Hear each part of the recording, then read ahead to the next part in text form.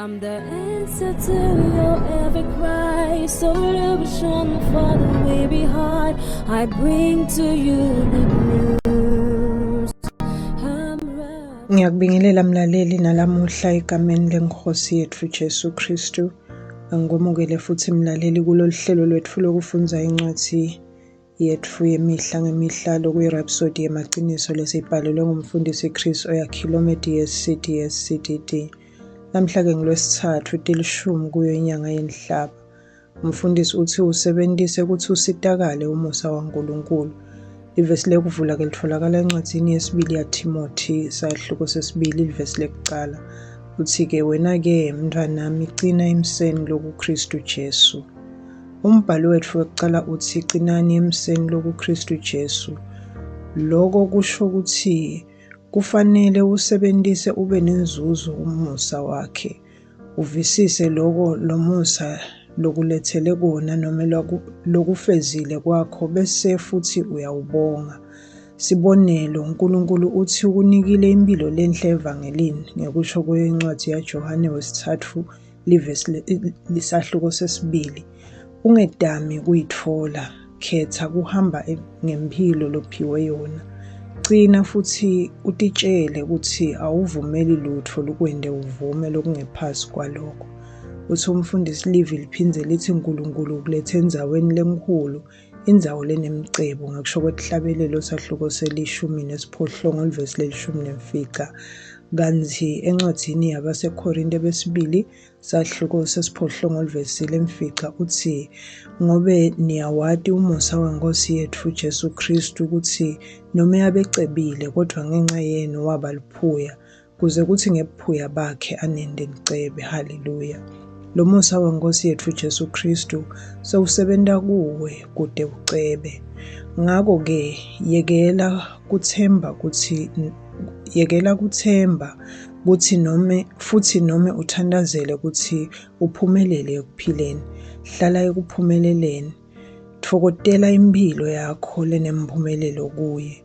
Nguleyo indlela yokucina emiseni wakhe. Kwati lokho lokushiwo livi lakhe futhi uphile ngekuvumelana nalo.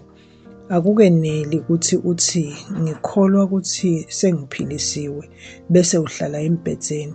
Yenda ngekuvumelana nelivi, ungadinaki timpawu. Thani nginekuphila kwaNkulunkulu ngekhatsi kwami. Ngiphila ngempilo lede kugula. Na ukhuluma ngalendlela awuzami ukuqinisekisa uNkulunkulu. Suke uvuma lokho lasavele akwendile. Lokhu kusikhumbuta lokwashiwo ngelenye indvodza lebeyisolo ihamba ngetimboko sikhathi lesidze. Bekahlala akhuluma ngaloko Sathane lakwende kuye. Kodwa ngalelinye ilanga umfundisi wakhe wamekhuta wathi ungasitsheli ukuthi yini leyendiwe nguSathane, kodwa sitshele ukuthi yini leyendiwe nguNkulunkulu. Wase ukhonjiswa imibhalo lethi niphilisiwe ngemivimba yakhe. Ngekusho kwencwadi yekuqala yaPetro sahluko sesibili livesi le-24. Ngekushesha nje emva kokuyibona wathi sengiphilisiwe. Nangabe uNkulunkulu athi sewukwendile lokho kusho ukuthi sengiphilisiwe. Endleleni leya ekhaya solo wahamba ngaletimboko wachubeka niketa bufakazi. Kodwa wathi nakehla ebhasini wakhutshwa wawela phasi futhi netimboko takhe tawela lena khashane naye. Asetama kuvuka wabona ukuthi sekangakhona kuma futhi ahambe ngaphandle kwato. Lelivi lase liba yindvombamba kuye. Walisebenzisa wase uba nemiphumela lemihle. Lokho kusebenzisa umusa waNkulunkulu kude uzuze ngawo. Awulinzeli uNkulunkulu ukuthi ende. Kunaloko uphila ngekwati futhi ukhombisa lokho lasavele wakwenda.